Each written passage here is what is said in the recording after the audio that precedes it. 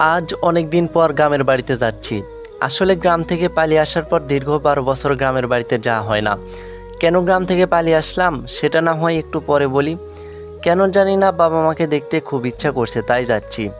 হয়তো বা মা ও বাবা আমাকে চিনতে পারবে না, কারণ আমি তো আর আগের আমি নেই, অনেকটাই পরিবর্তন হয়ে গেছি। এই যা, আপনাদের তো আমার পরিচয়টা দেওয়া হয়নি। তাহলে চলুন আগে আপনাদের সাথে পরিচয় পর্বটা শেষ করি। আমি হলাম রাজ। এই যা, বাস চলে আসছে। আপনাদের সাথে পরে কথা হবে, আগে বাসে উঠে পড়ি। হুম। তারপর বাসে উঠে সিটে বসে পড়ি। সিটে বসে চোখ দুটি বন্ধ করতেই 12 বছর আগের ঘটনা চোখের সামনে ভেসে উঠতে লাগলো। আমি তখন অষ্টম শ্রেণীতে পড়ি। পড়ালেখায় ছিলাম অনেক ভালো। আমি ছিলাম সব শিক্ষকের চোখের মণি। পড়ালেখায় ভালো ছিলাম বলে সবাই আমাকে খুব ভালোবাসতো। একদিন আমি স্কুলে যাওয়ার পথে রিয়া, আমার ক্লাসমেট, আমার পথ আটকায়। এরাজ দাঁড়াও। বলো, কি বলবে?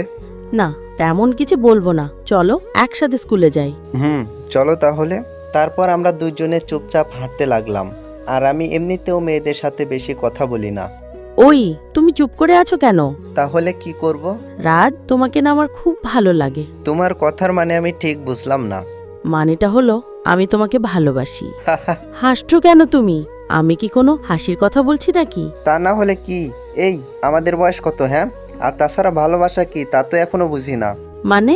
দেখো, এই প্রেম ভালোবাসা বাদ দিয়ে সামনে পরীক্ষা, সেদিকে মন দাও, বুঝলে? এই কথা বলে আমি একা স্কুলে চলে আসি, কিন্তু রিয়া আর আসেনি। তারপর আমি ক্লাস করতে থাকলাম। তখন একজন লোক এসে বলল বাবা নাকি আমাকে তাড়াতাড়ি বাড়িতে যেতে বলেছে। তাই আমি বাড়ির উদ্দেশ্যে রওনা দিলাম। বাড়িতে এসে দেখলাম আমার বাসায় অনেক মানুষ। আমি ভাবলাম হয়তোবা তারা বাবার কাছে আসছে, কারণ আমার বাবা চেয়ারম্যান ছিলেন। তাই আমি সেদিকে খেয়াল না করে সোজা ঘরে ঢুকতে যাব, তখনই দেখি আমাদের বাসায় রিয়া। কি ব্যাপার, রিয়া এখানে কেন? কিছুই বুঝতে পারছি না। সামনে তাকিয়ে দেখি বাবা রাগী দৃষ্টিতে আমার দিকে তাকিয়ে আছে। বাবার এই তাকানো দেখে আমার কিছুটা ভয় পেয়ে গেলাম।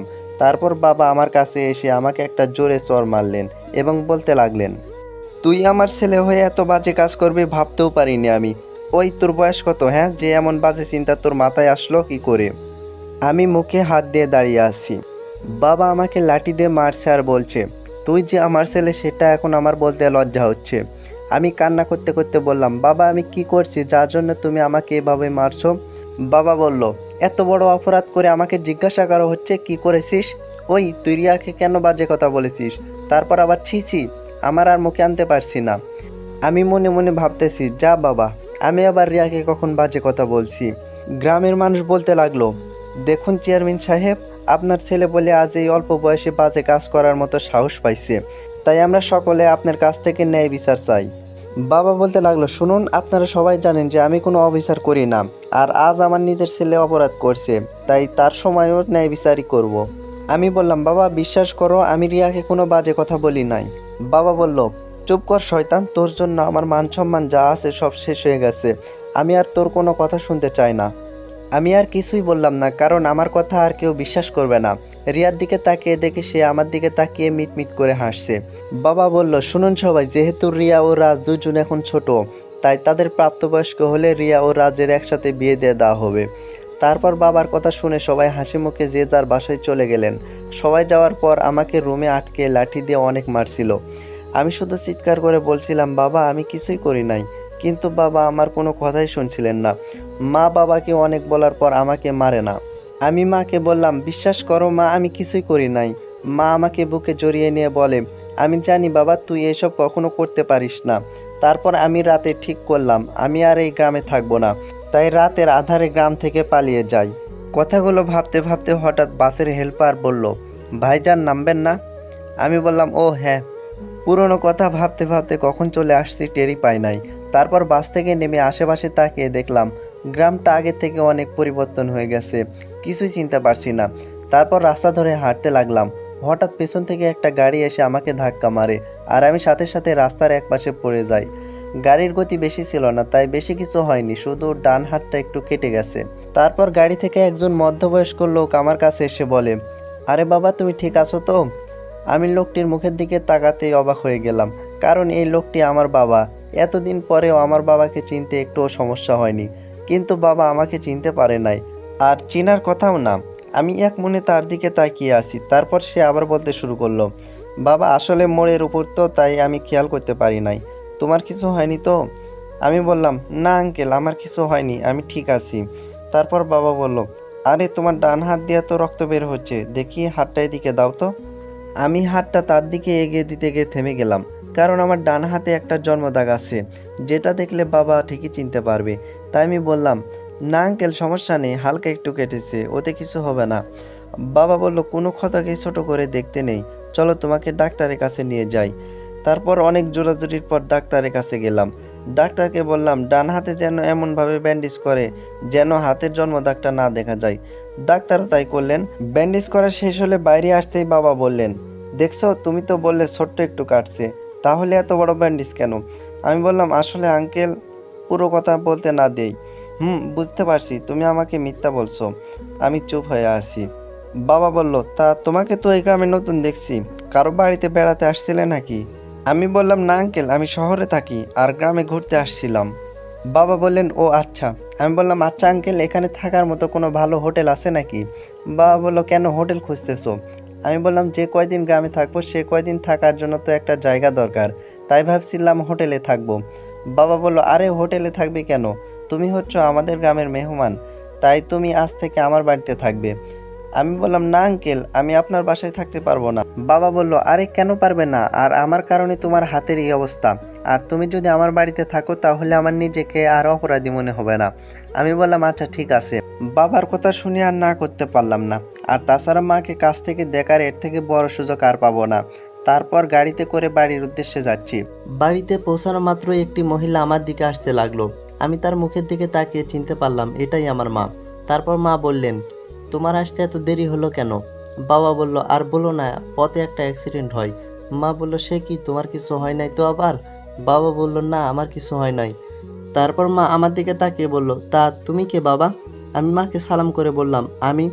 আমার কথা সম্পূর্ণ করতে না দিয়ে বাবা বলল, আরে এর সাথেই তো আমার গাড়ির ধাক্কা লাগে। মা বলল, তোমার নাম কি বাবা?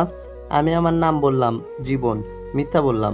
দেখলাম মা আমার দিকে তাকিয়ে এক পলকে তাকিয়ে আছে, কিছুই বলছে না। বাবা বলল, কি হলো? আরে এভাবে ছেলেটাকে বাইরে দাঁড়িয়ে থাকতে দিবে নাকি ভিতরে নিবে? মা বলল, ও হ্যাঁ, এসো বাবা, ভিতরে এসো। মা বলল, তা বাবা, তুমি কই থেকে আইছো? আমি বললাম, জি, ঢাকা থেকে। মা বলল, এর আগে কি কোনোদিন এখানে আইছিলা নাকি? আমি বললাম, না, এবারই প্রথম আসলাম। মা বলল, কেন জানি না, তোমাকে দেখে মনে হচ্ছে আমার আপন কেউ। মার কথা শুনে আমার দু চোখ বেয়ে পানি পড়তে লাগলো। আমি তাড়াতাড়ি করে চোখের পানি মুছে ফেললাম। তারপর মা আমাকে একটা রুম দেখিয়ে বললেন, নাও বাবা, তুমি এই রুমটাতে থাকবে।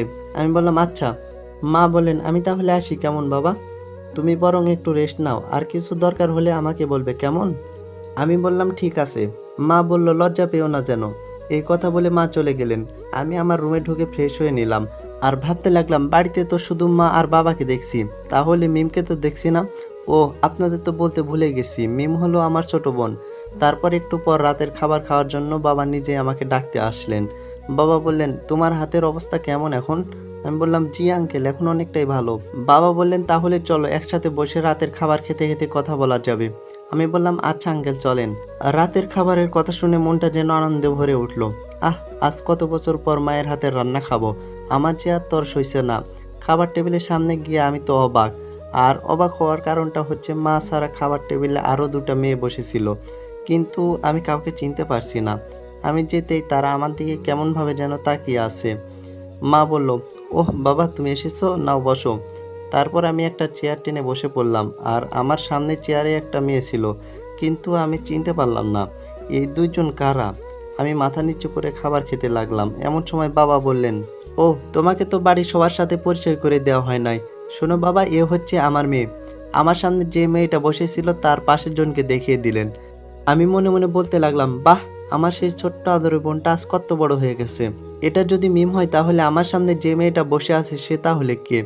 আমার যত দুর্মনি আছে, আমার তো আর কোনো বোন ছিল না, তাহলে এই মেয়েটা কে? খাবার খাচ্ছি, এইসব কথা ভাবছি, তখনই বাবা সে মেয়েটিকে দেখিয়ে দিয়ে বললেন, আর এ হচ্ছে আমার বাড়ির বউ, মানে আমার ছেলের বউ। বাবার কথা শুনে তো আমি অবাক হয়ে গেলাম।